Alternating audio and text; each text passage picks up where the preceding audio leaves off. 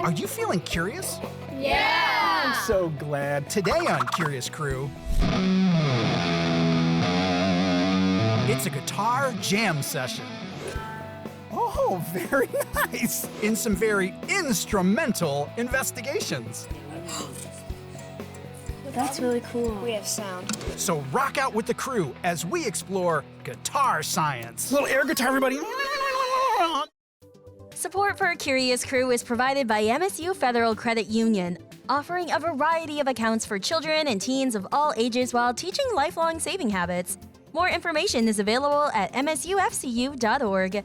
By the Consumers Energy Foundation, dedicated to ensuring Michigan residents have access to world-class educational resources. More information is available at consumersenergy.com/foundation. Consumers Energy Foundation, supporting education and building sustainable communities in Michigan's hometowns. And by viewers like you. Thank you.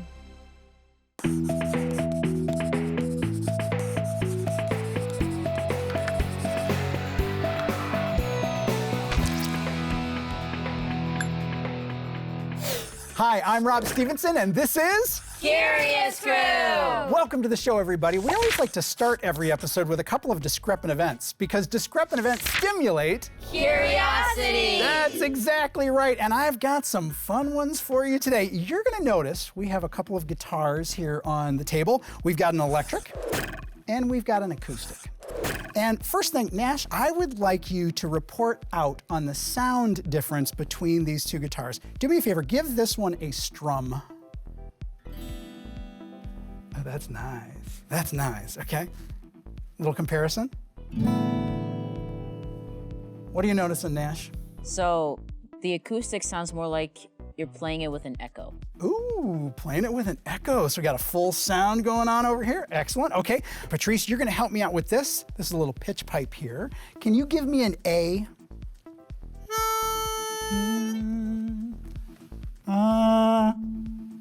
Patrice, what did you notice? There was an echo when you sang into the guitar.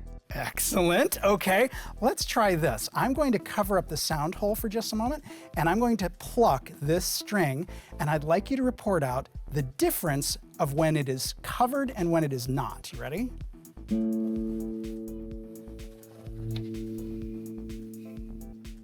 What'd you notice? It was a lot louder and it added a little bass to it once you uncovered it. Nice, so a little bass coming out of there? Okay, excellent. So we've got some interesting discrepant events here with these guitars. Now I'm gonna invite three of you to do a little scientific modeling to see if you can explain these phenomena by the end of the show. And of course, you can revise your thinking based upon what you learned throughout the show. So who would like to do a little modeling moment today? Who would like to do a modeling? Okay, Emmanuel, Carmela, and Bavia, excellent. Now, does anyone have a prediction what we're going to be investigating today? What do you think? What do you think? Kian, what do you think?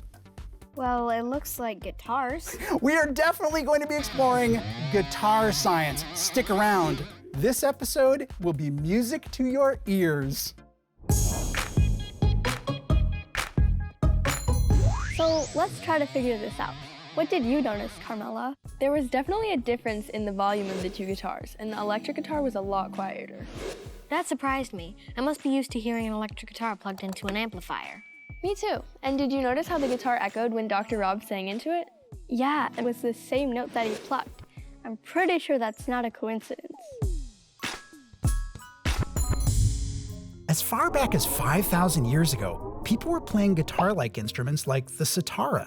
And those early stringed instruments influenced the design of the first guitars in the 1500s. Modern guitars still have some of those general parts. There's a body, a fretboard, a headstock, tuning pegs, and strings. Whether playing an electric or acoustic guitar, the strings get plucked, picked, or strummed to produce a vibration. Even today, guitars are played throughout the world and are used in many different styles of music.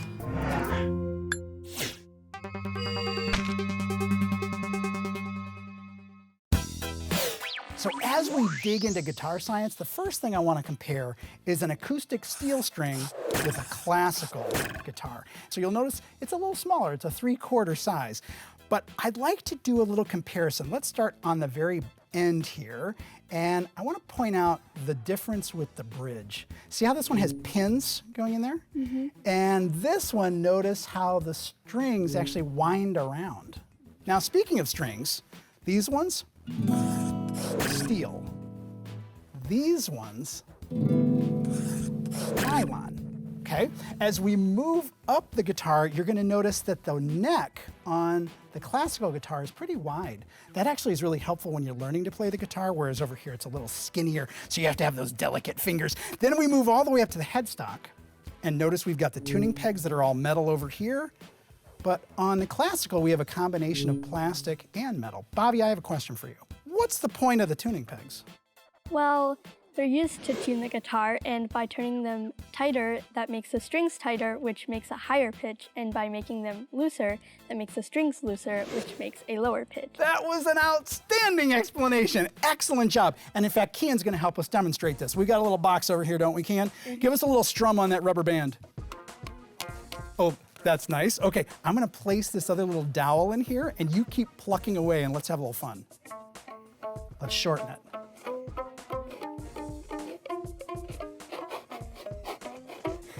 Nice job. So you mentioned tension, but we're also looking at the length of the string that we're playing, making another difference, okay? Callan, have you ever seen one of these before? Yeah. Yeah, this is called the capo. What do you think this is for? To clamp the strings. To clamp the strings. Now let's get a sound in your head. Try to get that in your head. I'm gonna put this on the 5th fret. I'll use this little position marker to help me identify it. And Callan, what do you think it's going to sound like now? I think it's gonna be higher. Think it's gonna be higher. Which makes sense, right? We actually have 3/4 of the length of the strings left. And so what had been an original E is now playing an A. Let's move it again. If I go over here to the 7th fret, it's gonna be higher still, don't you think? Listen how beautiful this sounds. Oh, that's mellow. And now we got a little B sound coming right out of there.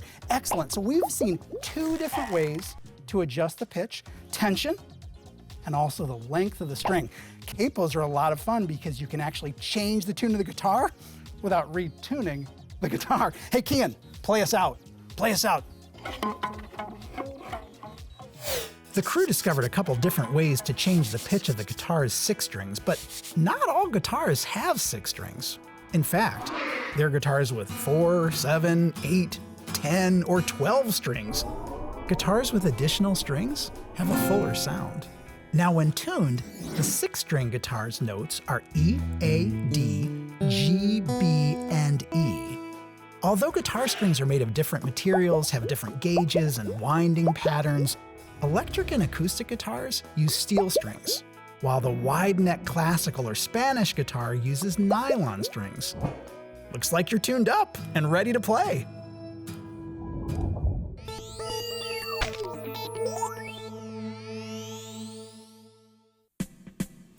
So, Ilaria, I have a question for you. What are 2 of the ways we've already discovered to change the pitch on the guitar string? Length and tension. Length and tension. And there's another way too. In fact, it has to do with the mass of the strings. I want you to notice these 2 boards here. I have a similar length string on both of them, and there's under similar tension.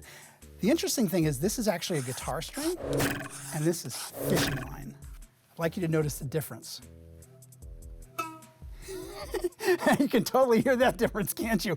This is a much deeper sound, which makes sense. And if we look at a guitar, we can actually see how that mass changes from these really slender high strings to these much more massive lower strings. And what's incredible is this string right here is actually vibrating at 83 times per second. This one over here, 110. Now, I want to focus on that one for just 1 second. Caleb, I want you to help me out for a moment. I'm going to pluck this string and pluck this string, and I'd like you to compare for me what you notice. Well, the one from the guitar is a lot deeper and fuller. Oh, I like that. That's a lot louder. A lot fuller, a lot louder. Excellent. And here's why. When we pluck this string, it's disturbing the air particles, and those waves travel to our ears as sound. but it's only hitting so much air. And in fact, we get the vibration going down into the board, and so it'll get a little bit more air particles involved. But look at how much is involved in a guitar, okay? When we pluck this string, we've got a lot of surface area to vibrate, both on the outside as well as on the inside. So we get all that air on the inside that's gonna react as well. Now we're gonna talk about the anatomy of a guitar. Caleb, pick up that neck and headstock for a second. What do you notice about that? It's very heavy and bumpy. It's heavy and bumpy. And in fact, if you turn it around, we can show that there is a rod inside there called a truss rod. Now that truss rod is really important for stability with the guitar. Let's think about why. You can put that down for a second. If I've got 6 steel strings that we tune and tighten and tune and tension, all of that, do you have any idea how much tension is on this guitar? This is crazy. About 200 pounds. 200 pounds. Why doesn't this guitar just whoop, fold right up in half under all that tension? Well, we know there's going to be a truss rod in there, but think about the soundboard. This is only 2.5 millimeters of spruce wood. That is not very thick. So what do we do, Patrice? I noticed that it's like pieces of wood, I guess, supports that actually help with the tension. You are spot on. These braces are critically important. And in a steel guitar like this, we use what's called an X bracing, so we can make it a lot more rigid. Now, we still want it to flex because we still need that sound to vibrate. And a luthier, person who makes guitars, will be shaving off material, so we can get the right tap tone to it. Amazing. But we need this to be able to vibrate like mad. The anatomy of a guitar, amazing engineering accomplishment. Very impressive. The engineering of a guitar's soundboard is important so it can withstand all the pressure from the tension of the strings. We saw how the bracing under the top can make the thin wood more rigid, but it still needs to flex back and forth to pass the vibration to the surrounding air. The acoustic guitar primarily uses the X brace pattern, but classical guitars have many different patterns to get the top to flex and produce different modes of vibration. Sounds fantastic.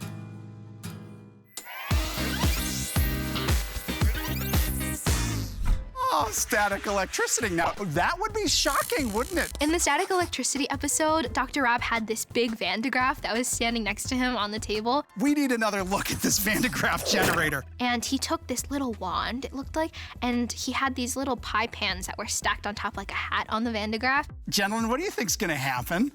The tins will probably fly away everywhere. And then he took the wand and he approached the Van de Graaff, and then all of a sudden all the pie pans just started like flying off and floating off of the Van de Graaff. That was a good prediction, gentlemen.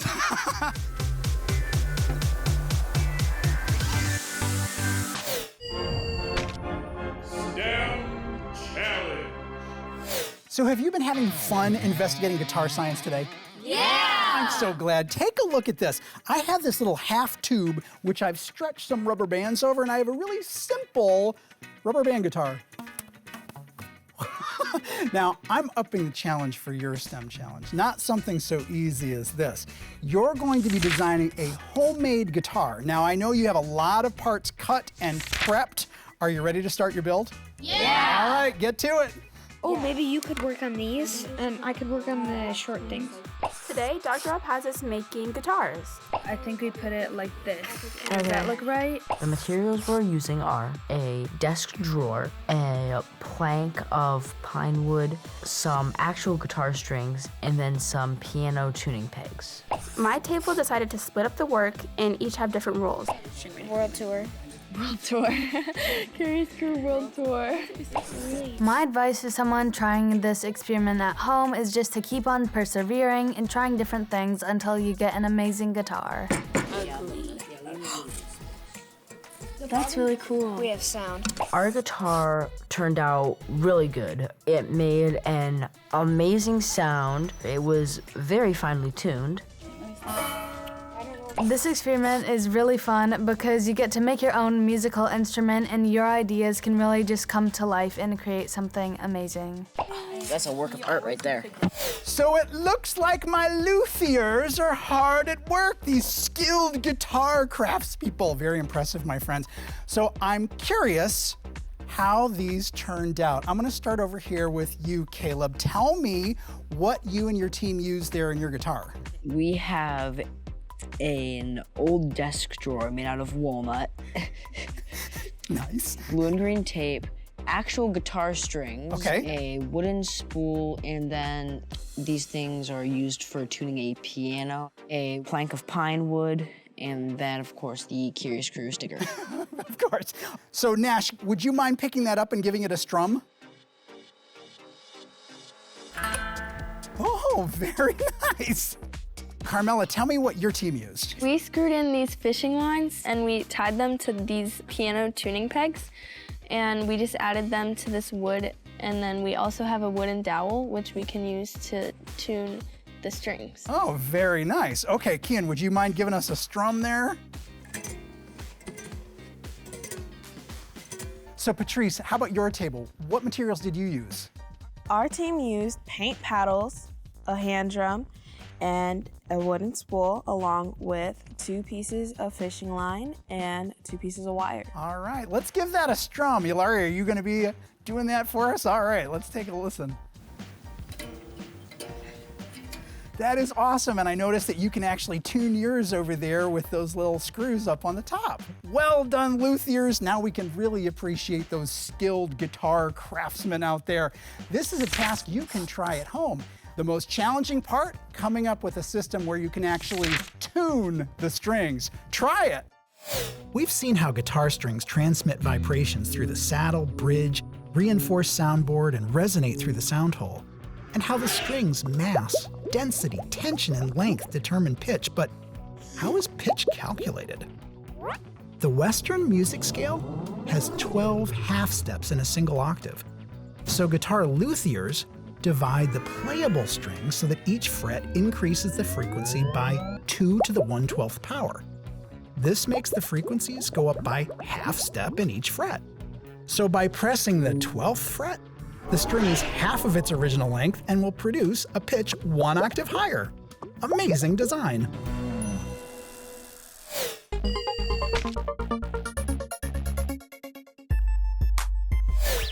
So we have an electric guitar here, and you're gonna notice there's a lot of similarities between this and the acoustic guitar. But a big difference are these electronic pickups. And let's talk about that. So I've taken one apart, and you'll notice I've pulled off the bobbin, and it's revealing this copper wire. And I wanna point something out on the bottom. I've got this iron pair of pliers, and I'm gonna touch this against here. Emmanuel, tell me what you notice. It made a loud thud noise. Magnetized. Yes, it's also magnetized. Now that's really important. The bottom of this is a magnet, and these pegs become magnetized. Now if we wrap wire around there, we can actually induce an electrical volt. Let me show you what I mean by that. So I've got a little tuning fork, okay? And Carmela, what do you think's gonna happen if I strike the tuning fork and hold it over the pickup? I think you'll be able to hear the tuning fork louder. Oh, let's try it. Wow, isn't that incredible? So the moving tines are moving through the magnetic field, and that's inducing electricity, and suddenly that mechanical energy is turned into electrical energy, goes to the amplifier, back to mechanical energy, and we can hear it as sound, which is unbelievable. I'm gonna do it one more time. Oh, yes. Now, so we know that there was a little bit of an interference there. Could you hear that sort of buzz? Now, there's a way to work around this. This is another kind of pickup. There's 2 of them. This is called a humbucker. And we've got the magnetized inverted. So we got one magnet one way, one magnet the other way, and it actually has a cleaner sound when you're playing the guitar. Now, guess what I did here? Can you tell what I did there, Nash? Is that a magnet wrapped in a bunch of wire? That's exactly what it is. And in fact, I can hook this up to my amplifier and do it with the tuning fork as well, and you'll see it is magnetized. it just doesn't produce as much sound. Why do you think that would be? What do you think I could do to increase the sound, Carmelo? Can you wrap more wire around it? That's exactly right. I could wrap more wire around it because in this pickup right here, there are thousands of coils, way more than the 250 that I wrapped around my magnet. Now, we are lucky. We happen to have someone here at Curious Crew, our own sound engineer, Drew, who plays a pretty good guitar. You ready to hear a little jam session? Yeah. All right, let's take a look. Come on out, Drew.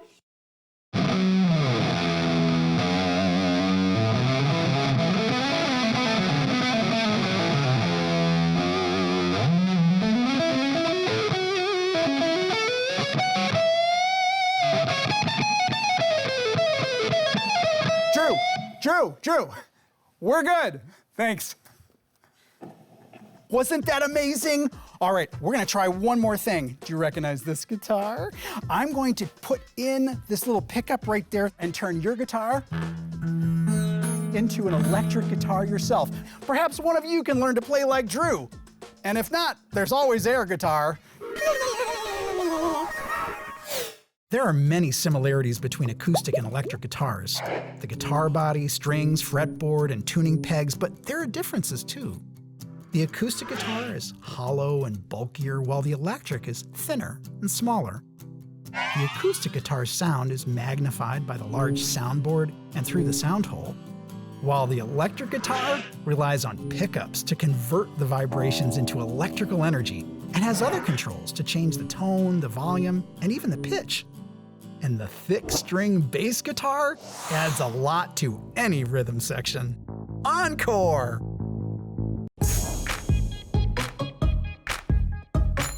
So we know that the guitar strings vibrate the air around them. Right, but the string on the board couldn't produce as much sound, just like the electric guitar. Exactly, because the guitar's soundboard and body resonate too, but the electric guitar was solid, which must have affected the volume. Yeah, I'm thinking that because there are so many particles inside and outside the guitar, there are more particles that can vibrate. Yeah, and those particles must have vibrated when Dr. Rob sang into the sound hole too. So Drew was amazing. Little air guitar, everybody. Unbelievable. Okay, have you had fun investigating guitar science today? Yeah! I'm so glad. So I know you've been thinking about string theory, but now it's time to face the music. What have you figured out about playing unplugged, Bhavya? Well, we know that the electric guitar is a lot quieter than the acoustic guitar, especially when the electric guitar has a solid body.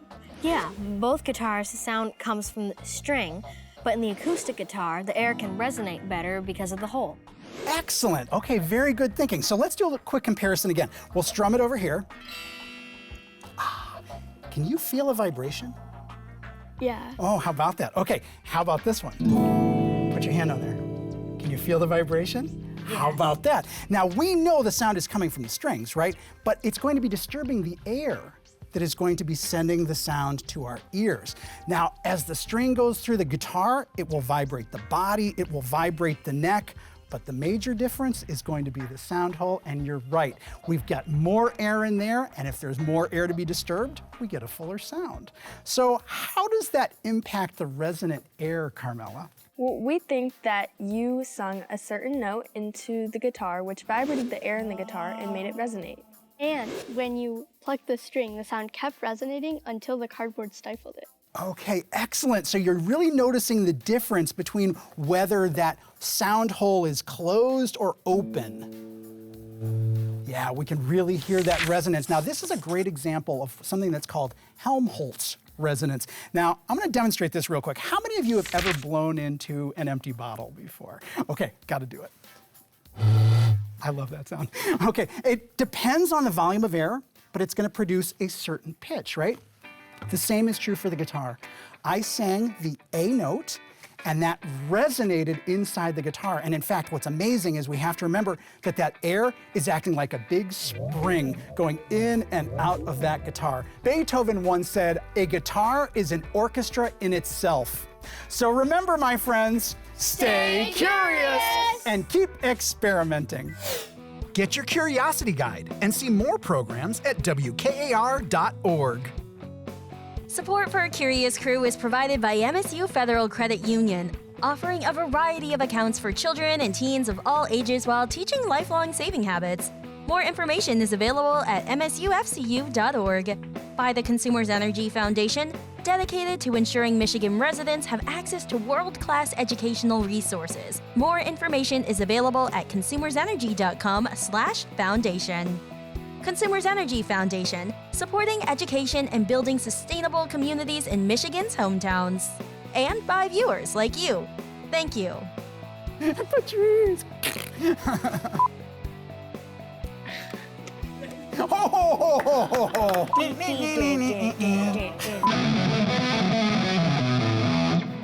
that was awesome! Yeah, check them out! Check them out! These are like so cool. I want a pair.